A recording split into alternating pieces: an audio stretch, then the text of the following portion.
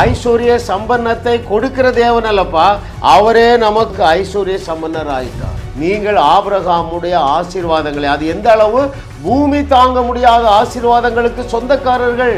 உங்கள் பஞ்சத்தை தேடியும் காணாதிருப்பீர்கள், உங்கள் பட்டினியை தேடியும் காணாதிருப்பீர்கள், உங்கள் வறுமையை தேடியும் காணாதிருப்பீர்கள், உங்கள் ஏழ்மையை தேடியும் காணாதிருப்பீர்கள் என்று கர்த்தர் சொல்லுகிறார்.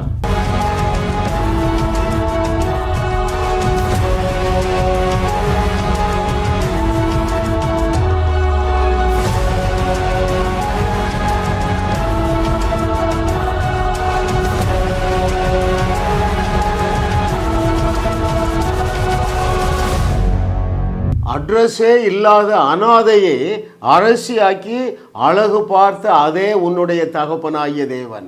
ரைட்?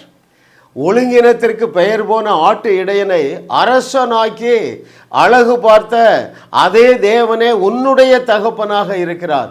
உன்னையும் உச்சாணிக்கு உயர்த்தி, நன்மையினாலும் கிருபையினாலும் உன்னை முடிசூட்டி அழகு பார்க்க உன்னை அழைக்கிறார். கர்த்தராகிய இயேசுவின் நாமத்தினால இதை கேட்டுக்கொண்டிருக்கிற ஒவ்வொருவரும் இப்பொழுது இருக்கிறதை காட்டிலும் 1000 மடங்கு பெருகுவீர்களாக. ஹல்லேலூயா. 46வது அவருடைய அனந்த ஞானம். ரைட்? அது என்ன? ஐஸ்வர்ய சம்பன்னர். மிக முக்கியமான சத்தியத்தை ஆவியானவர் நமக்கு கற்றுத்தர போகிறார். பாருங்கள், அவர் யாரு? வெள்ளிக்கும் பொன்னுக்கும் சொந்தக்காரர். ரைட்? நாம் யார்? அவருடைய பிள்ளைகள். ஐயா, அகில உலகத்திலும் இருக்கிற அத்தனை வெள்ளிக்கும் பொன்னுக்கும், வேற என்ன, டைமண்டு, சஃபயர், பேர்ல்ஸ், எல்லாவற்றுக்கும் சொந்தக்காரராகிய தேவாதி தேவன் நம்முடைய தகப்பனாக இருக்கிறதுனால அவருடைய ஆஸ்திகள் எல்லாமே நமக்கு சொந்தமாகிவிட்டன. அவருக்கு பேர் என்ன? ஐஸ்வர்ய சம்பன்னர். ஐஸ்வர்ய சம்பன்னவர்னா யார் தெரியுமா? நிறைந்து ஓடி வழிகிற ஆசீர்வாதம். ரைட்? சில உதாரணங்களை பார்க்கும் பொழுது நீங்கள் அதை புரிந்து கொள்வீர்கள். ஒவ்வொரு மாதமும் உங்கள் தேவைகள் எல்லாம் சந்திக்கப்பட்ட பிறகும் கப்பல் கப்பலாக மீதியான தங்கம், ஆஸ்தி, ஆவணங்கள், அதுவே நம்முடைய தகப்பனாகிய தேவனாக இருக்கிறது. பாருங்கள், ஒரு வசனத்தை நாம் முதலாவது வாசிப்போம்.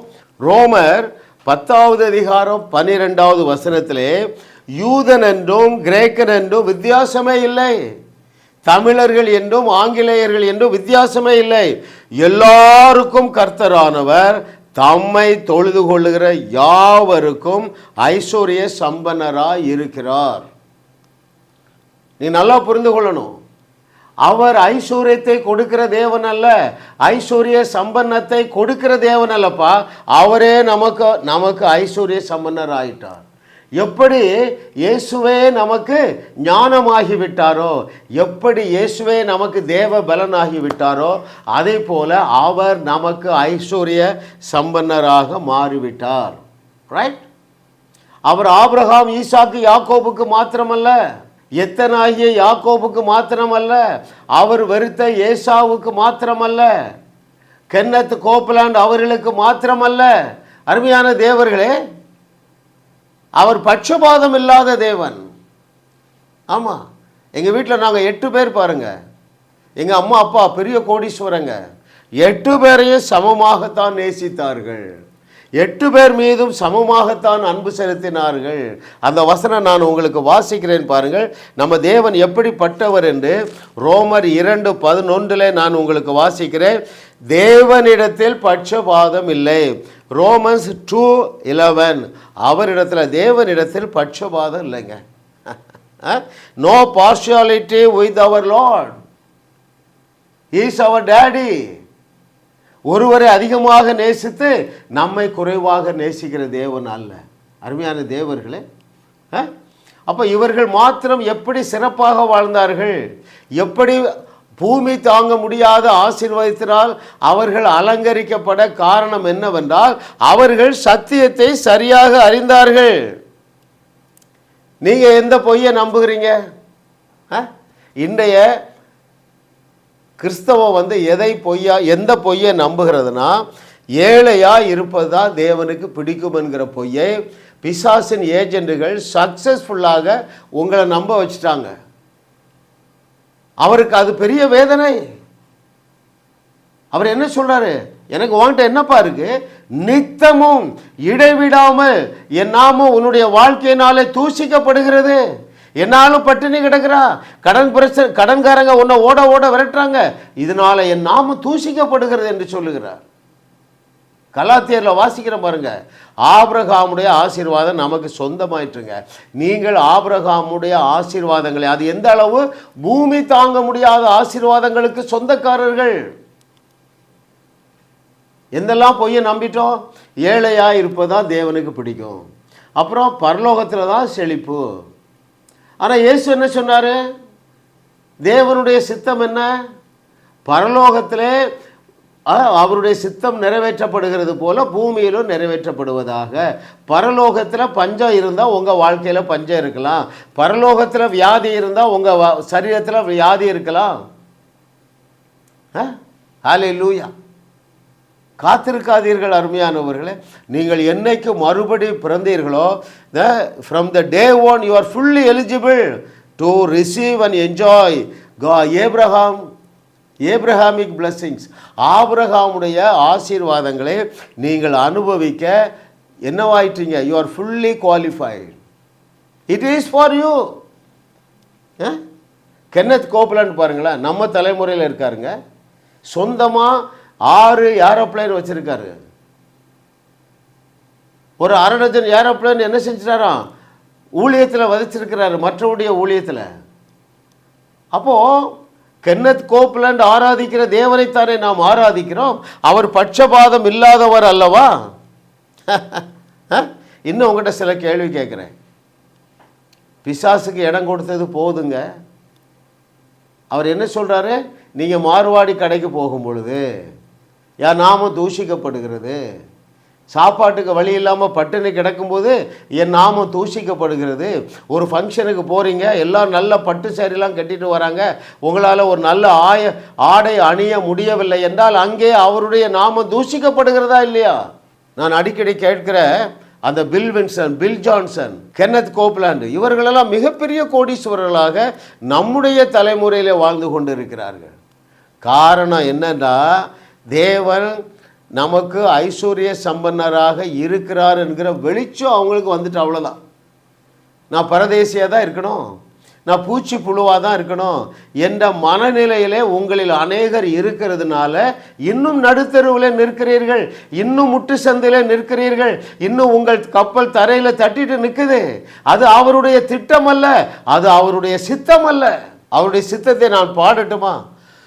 கோடா கோடியாய் நீ பெருகே, எண்ணற்ற ஏழைகளை வாழ வைப்பாய். அதையா அவருடைய சித்தம்.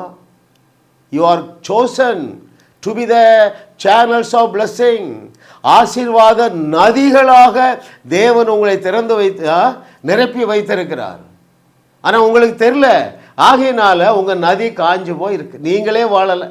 மற்றவர்களுக்கு எப்படி ஆசீர்வாதமாக இருக்க போகிறீங்க? Kenneth Copeland, Bill Johnson, Bill Winston, இப்படி அநேகர் சத்தியத்தை சரியாக அறிந்தவர்கள் நாம் ஆராதிக்கிற தேவனை தான் ஆராதிக்கிறார்கள். அவர்கள் அருமையானவர்களே, ஒரே இரத்தத்தினால தான் நாமும் அவர்களும் மீட்கப்பட்டிருக்கிறோம். அவர்களை மாத்திரம் உயர்த்தி விட்டு உங்களை நடுத்தருவில் விடுகிற தேவன் அல்ல. எல்லாருக்கும் ஆப்பர்ச்சுனிட்டிஸ் ஆர் சேம். எல்லாருக்கும் சமமான வாய்ப்பு தான் கொடுக்கப்பட்டு இருக்கிறது. அப்புறம் என்ன? தேவனுக்கு யாவரும் ஒரே அளவு வேண்டியவர்கள் தான். அவங்க ரொம்ப ஆண்டவருக்கு வேண்டியவங்க இல்லைங்க. எல்லாரையும் தேவன் சமமாக தான் நேசிக்கிறார். அல்லேலூயா. இவர்களை நீதிமான ஆக்கினதும் விசுவாசமே, நம்மை நீதிமான் ஆக்கியதும் ஒரே விசுவாசம்தான். அது கிறிஸ்துவை பற்றிய விசுவாசம். அப்போ எந்த அளவிலும் நீங்கள் அவர்களை விட குறைந்தவர்களாக வாழ வேண்டிய அவசியமே இல்லை. அருமையானவர்களே, இந்த சந்தேகத்தில் விட்டு வெளியே வந்துட்டீங்களா? நானும் என் பிள்ளைகளும் என்றென்றைக்கும் ஆபிரகாமுடைய ஆசீர்வாதங்களை சுதந்திரித்து கோடீஸ்வரர்களாக வாழ வேண்டும் என்பதுதான் தேவனுடைய சித்தம், அவருடைய விருப்பம் என்பதை நீங்கள் ஏற்றுக்கொண்டிருக்கிறீர்களா? இன்னும் சந்தேகம் இருக்கா? நான் அந்த அளவுக்கு நல்லவன் இல்லையா?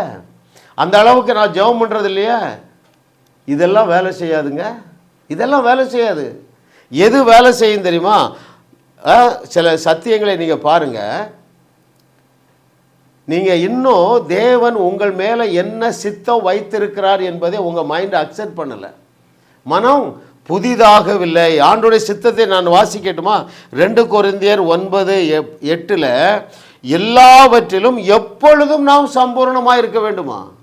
2 கொரிந்தியர் 9:8 எல்லாவற்றிலும் எப்பொழுதும் சம்பூரணமாய் நாம் இருப்பதுதான் கோடீஸ்வரனாகிய ஐஸ்வர்ய சம்பன்னராகிய நம்முடைய தேவாதி தேவனுடைய விருப்பமாக இருக்கிறது. ஹல்லேலூயா. இரண்டாவது பாருங்கள், நம்ம தகப்பனாகிய தேவனுடைய விருப்பத்தை நான் சில வசனங்களிலிருந்து உங்களுக்கு வாசிக்கிறேன். அங்கே யாத்திராகமம் 3வது அதிகாரம் 8வது வசனம். The book of Exodus chapter 3 verse 8 பின்பகுதியை நான் வாசிக்கிறேன். தேவனுடைய விருப்பம், பாலும் தேனும் ஓடுகிற நலமும் விசாலமுமான தேசத்தில் கொண்டு போய் சேர்க்கவும் இறங்கினேன். எகிப்தில் நீங்கள் என்ன செய்கிறீங்க? அடி வாங்குறீங்க. இது ஒரு வனாந்தரம்.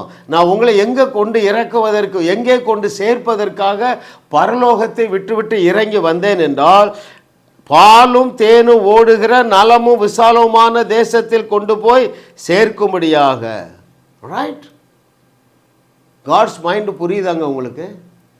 உங்களை கொண்டு ஒரு வனாந்தரத்தில் விட மாட்டார், ஒரு வறட்சியான தேசத்தில் விட மாட்டார், சிக்கல் உள்ள வாழ்க்கை வாழ வைக்க விட மாட்டார். அவர் விடுதலையான வாழ்க்கை, ஆரோக்கியமான வாழ்க்கை, ஐஸ்வர்யம் நிறைந்த வாழ்க்கை, செழிப்பான வாழ்க்கை, கௌரவமான வாழ்க்கை, கனம் நிறைந்த வாழ்க்கை. அதைத்தான் ஆபிரகாம்ட்ட சொல்றாரு. ஆபிரகாம், நான் உன் பெயரை பெருமைப்படுத்துவேன்.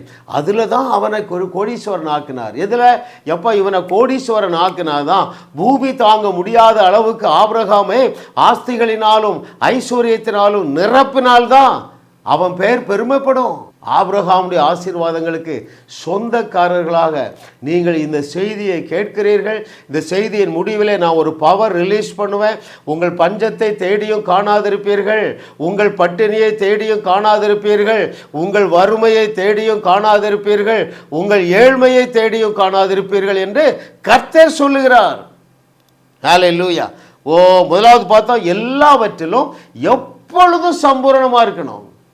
இரண்டாவது என்ன பார்த்தோம்? பாலும் தேனும் ஓடுகிற நலமும் விசாலமுமான தேசத்தை தேவன் அவருடைய பிள்ளைகளாகிய நமக்காக வைத்திருக்கிறார். அடுத்து சங்கீதக்காரன் என்ன சொல்றான் பாருங்க. 23வது சங்கீதம் 5வது வசனத்தின் பின்பகுதியிலே, என் பாத்திரம் நிரம்பி வழிகிறது. அருமையான தேவர்களே, துணிக்கைகளை எதிர்பாராதீர்கள், கூடைகளை எதிர்பாராதீர்கள், கப்பல் கப்பலாக எதிர்பாருங்கள். என்னுடைய இமேஜினேஷன் என்ன தெரியுமா? நான் லட்சக்கணக்கான ஆலய கட்டிடங்கள் கட்டி கொடுக்க வேண்டும். ரைட்? ஆயிரக்கணக்கான இலவச கல்வி சாலைகள் திறக்க வேண்டும். நான் வைல்டாக இமேஜின் பண்ணுறேன். The power of imagination. எவ்வளவு இமேஜின் பண்ணுறேன் தெரியுமா? 10,000 கோடியே கோடி ரூபாய். எதற்காக? கோடா கோடியாய் நான் பெருகி எண்ணற்ற ஏழைகளை வாழ வைப்பேன்.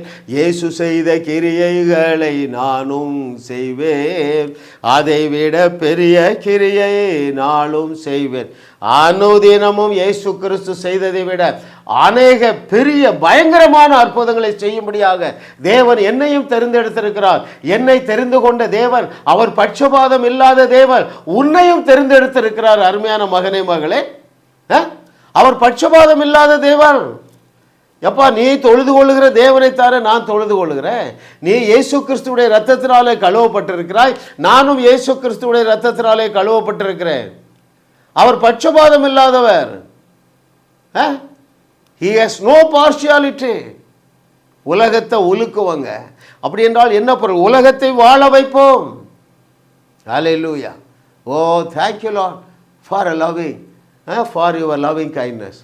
பரிசுத்த ஆவியானவரே, எங்களை சகல சத்தியத்திற்குள் நடத்துகிற பரிசுத்த ஆவியானவரே, இந்த செய்தியை கேட்கிற ஒவ்வொருவருடைய மனக்கண்களும் திறக்கப்படுவதாக இயேசுவின் நாமத்தினால.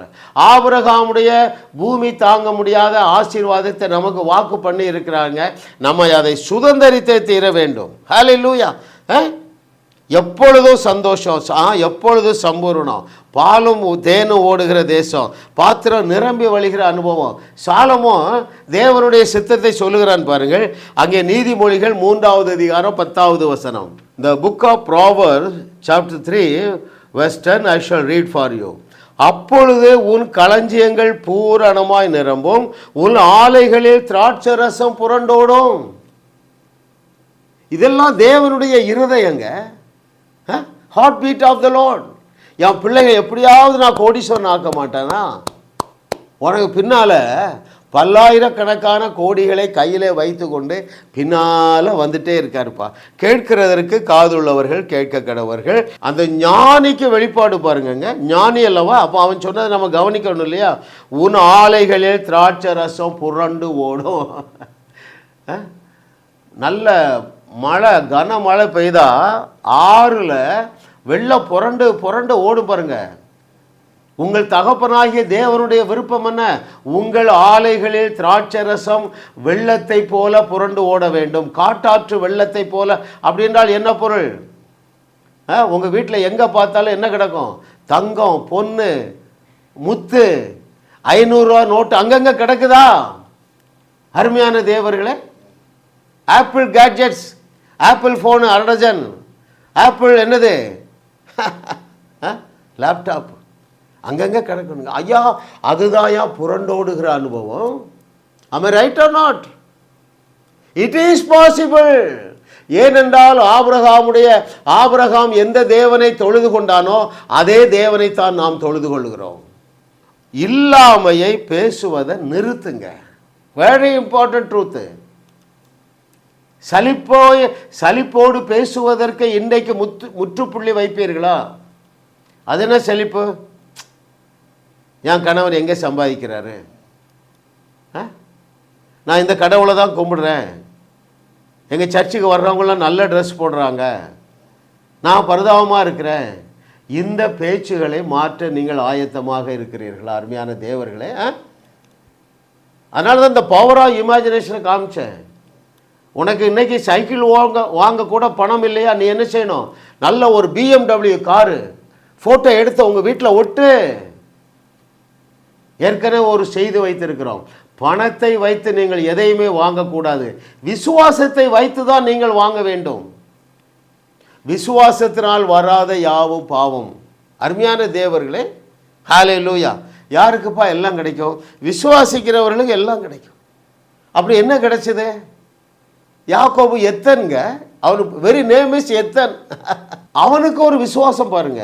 இந்த மாமா நம்மளை ஏமாத்திட்டே இருக்காரு, நம்ம என்ன செய்யணும்? நம்ம மந்த பெருகணும்னு சொல்லி அந்த மரத்தில் கொம்பு முறித்து அதை பீல் ஆஃப் பண்ணி, வரி வரியாக பீல் ஆஃப் பண்ணி, நல்ல கொளுத்த கன்றுகள் வரும்பொழுது அது பொலிகிற இடத்துல போடுவானா, அது போடுற குட்டியெல்லாம் கொளுத்த குட்டிகளாக பிறந்துதாங்க.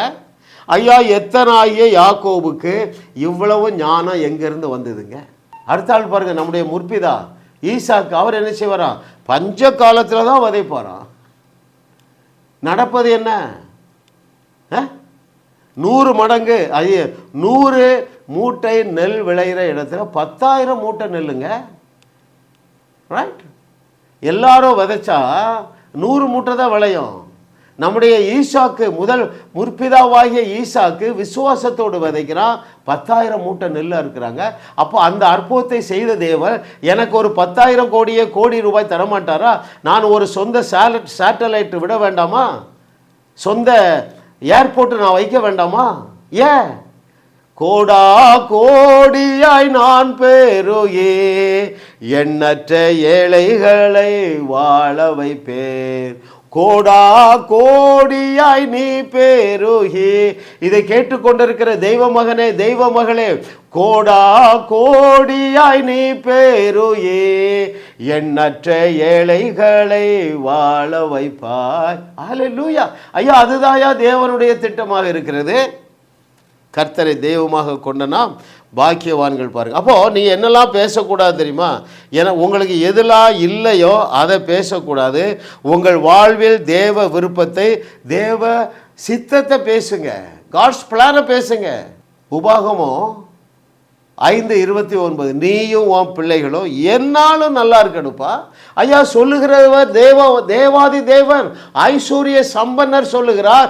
அங்கே உபாகமம் 5:29 நீங்களும் உங்கள் பிள்ளைகளும் என்றென்றைக்கும் நல்லா இருக்கணும். 7 வசனத்தில் சொல்லியிருக்குங்க. நீங்களும் நாமும் நம்முடைய பிள்ளைகளும் என்றென்றைக்கும் நல்லா இருக்கணும். நீங்கள் நன்றாக இருக்க வேண்டும் என்பதற்காகவே இயேசு கிறிஸ்து நல்லா இல்லாததை சிலுவையிலே தெரிந்து கொண்டார். ஏன் அவர் சிலுவையிலே நல்லா இல்லை? இதை கேட்கிற தேவர்களே, நீங்களும் நானும் நன்றாக இருக்க வேண்டும் என்கிற ஒரே ஒரு காரணத்துக்காக தான் அவர் சிலுவையிலே நன்றாக இல்லாததை தெரிந்து கொண்டார். ஓ தேங்க்யூ லார்ட். ஏன் சிலுவையிலே அவர் துக்கம் நிறைந்தவரானார்? நீங்களும் நானும் துக்கப்படவே கூடாது. ஆனந்தமா இருக்கணும், ஆனந்த களி கூறணும், ஆனந்த நடனமாடணும், ஆனந்த முழக்கமிடணும் என்கிற ஒரே ஒரு காரணத்துக்காக அவர் துக்கம் நிறைந்தவரானார்ப்பா. அப்ப ஏன் உனக்கு துக்கம் வருது? ஹல்லேலூயா. ஏனையா அவர் தரித்திரரானார்? அங்கே 2 கொரிந்தியர் 8:9 வாசிக்கிற பாருங்க. அவர் ஐஸ்வர்யவனாய் இருந்தும் உங்கள் தரித்திரத்தின் நிமித்தம் அவர் தரித்திரரானார். What does it mean? he became என்னது? poverty. he became poor. சிம்பிளா நான் சொல்ல பாருங்க. அவர் ஐஸ்வர்ய சம்பன்னருங்க. நம்முடைய இயேசு கிறிஸ்து ஐஸ்வர்ய சம்பன்னர்.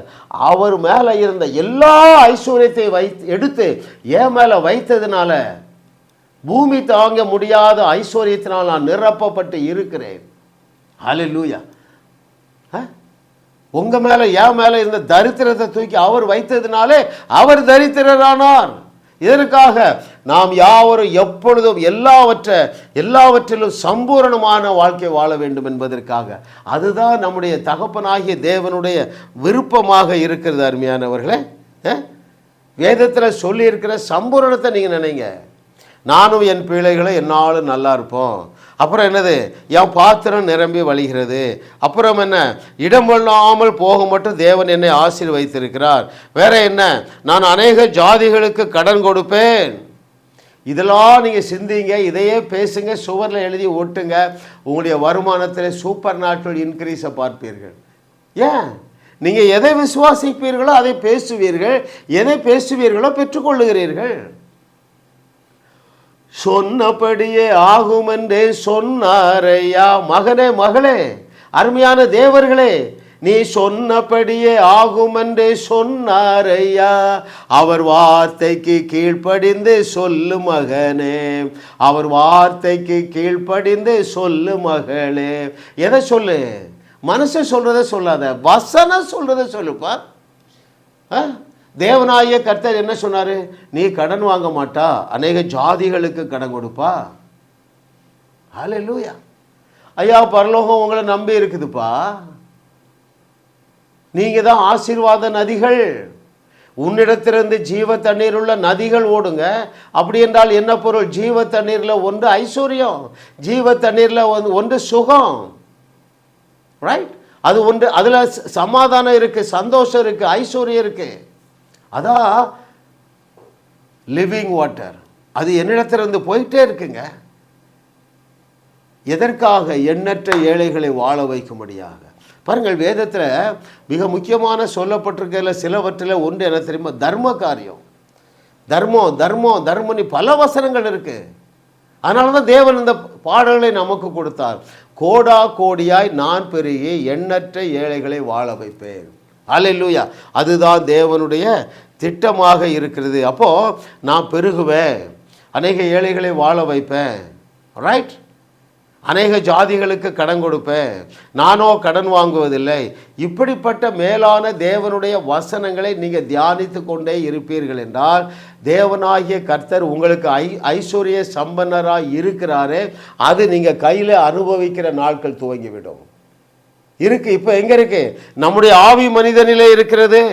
அந்த ஆவி மனிதனிலே பெற்றுக்கொண்ட எல்லா நன்மைகளையும் நீங்கள் அனுபவிக்க வேண்டும் என்றால் அங்கே ரோமர் 10வது அதிகாரம் 2வது வசனத்தை தியானிங்க. அதில் என்ன சொல்லியிருக்கு? உலகத்திற்கு ஒத்தது போல யோசிக்காதீங்க, உலகத்துக்கு ஒத்த வேஷம் தெரியாதீர்கள். அப்படி என்றால் என்ன பொருள்? கோவிட்-19 வந்ததுப்பா, என் பிஸ்னஸே படுத்துட்டு, அது மாம்ச சிந்தை. மாம்ச சிந்தை. எங்கள் தேசத்தில் பொருளாதாரம் சரியில்லை, ஆகையினாலே எனக்கு வேலை இல்லை. மாம்ச சிந்தை. ஜென்ம சுபாவம். ஆவியின் சிந்தை என்ன? உஷ்ணம் வருகிறத காண மாட்டேன்ப்பா. உலகத்தில் 1000 பிரச்சனை இருக்கலாம், எதுவும் என்னை தொட முடியாது. உலகத்தில் எவ்வளோ பெரிய கோடீஸ்வரனோ தன்னுடைய ஆஸ்தியை இழக்கலாம், ஆனால் நான் பெருகி கொண்டே இருப்பேன். என்னுடைய ஆஸ்தியை பெருகி கொண்டே தான் இருக்கும். என்னுடைய ஐஸ்வர்யம் பெருகி கொண்டே தான் இருக்கும். என்னுடைய பொருளெல்லாம் பெருகி கொண்டே தான் இருக்கும். என்னுடைய ஆவணங்கள் பெருகி கொண்டே தான் இருக்கும். நான் கிறிஸ்துவுக்காக செய்கிற அற்புதங்கள் பெருகி கொண்டே தான் இருக்கும். ஏன்? பெருக்கம் என்பது நம் தலையெழுத்து, வேதமெங்கும் இதையே சொல்லு. ஐயா, ஒரு 25 வசனங்களுக்கு மேலே சொல்லுது, நீ பெருகுவாய் பெருகுவாய் பெருகுவாய். அதனால தான் ஆவியானவர் பாட்டு தந்தார். ஹல்லேலூயா. செழிப்பு உன்னை சூழ்ந்து கொண்டதே, இடங்கொள்ளாமல் பெருகி வழியுதே. செழிப்பு உன்னை சூழ்ந்து கொண்டதே, இடங்கொள்ளாமல் நிரம்பி வழியுதே. கடன் பிரச்சனையே நீ ஓடி வேடு, ஒரு நாளும் எழும்பாதே. பெருக்கம் என்பது நம் தலையெழுத்து, வேதமெங்கும் இதையே சொல்லுது. ஆரோக்கியமும் ஐஸ்வர்யமும் அனுதினமும் பெருகுகின்றன. புதிய புதிய வெளிப்பாடுகள் வெள்ளம் போல பெருகுகின்றன. அல்லேலூயா. அவர் மேல் அன்பும் அவரை அறிகிற அறிவும் அனுதினமும் பெருகுகின்றன. பெருக்க என்பது நம்ம தலையெழுத்துங்க. அவர் எப்படி இருக்கிறாரா?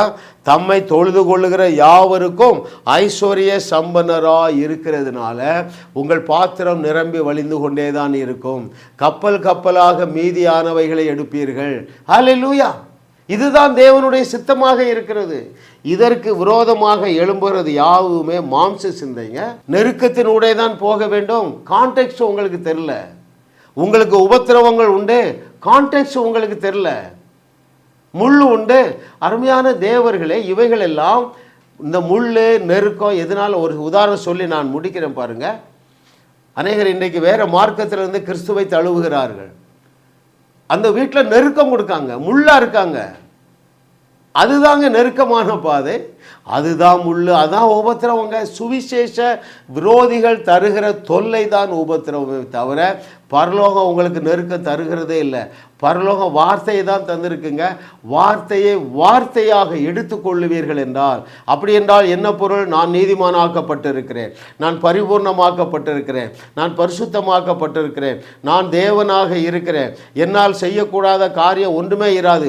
இந்த வார்த்தைக்கு நேராக நீங்கள் திரும்புங்கள், இப்பொழுது காணுகிற எந்த பிரச்சனையை காண மாட்டீர்கள் என்று கர்த்தர் சொல்லுகிறார். ஜாஸ் மினிஸ்ட்ரி செய்திகள் மூலமாக நீங்கள் ஆசீர்வதிக்கப்பட்டிருக்கிறீர்கள். நீங்கள் இந்த ஊழியத்தோடு கைகோர்க்கும்படியாக உங்களை அழைக்கிறோம். நீங்கள் காணிக்கை விதைக்கக்கூடிய நல்ல நிலமாக ஜாஸ் மினிஸ்ட்ரிஸ் இருக்கிறது. விசுவாசத்தோடு உற்சாகமாக பெருக விதையுங்கள். தேவன் உங்களை 1000 மடங்கு பெருக செய்வார். வாரந்தோறும் சென்னை முகப்பேரில் நடைபெறும் கிங்ஸ் அண்ட் குயின்ஸ் அசம்பிளி ஞாயிறு ஆராதனைக்கு அன்புடன் அழைக்கிறோம். சத்தியத்தை சரியாக அறிந்து வெற்றி வாழ்க்கை வாழுவீர்கள். சென்னையில் உள்ள உங்கள் நண்பர்கள் உறவினர்களையும் 3 மாதங்கள் தொடர்ந்து வரும்படியாக உற்சாகப்படுத்துங்கள். முற்றிலும் ஜெயமான வாழ்க்கை வாழுவார்கள். உங்களையும் வாழ வைத்து உங்கள் மூலம் உலகத்தையும் வாழ வைக்கவே தேவன் எங்களை கிருபையாக அழைத்துள்ளார். விடுதலை பெறவும் சுகத்தை அனுபவிக்கவும் தொலைபேசியில் எங்களோடு தொடர்பு கொள்ளுங்கள். ஜாஸ் மினிஸ்ட்ரீஸ் யூடியூப் சேனலில் தொடர்ந்து செய்திகளை கேளுங்கள். சப்ஸ்கிரைப் செய்யுங்கள். வீடியோக்களை லைக் செய்து பலரோடு பகிர்ந்து கொள்ளுங்கள். அவர்களும் ஆசீர்வதிக்கப்படட்டும்.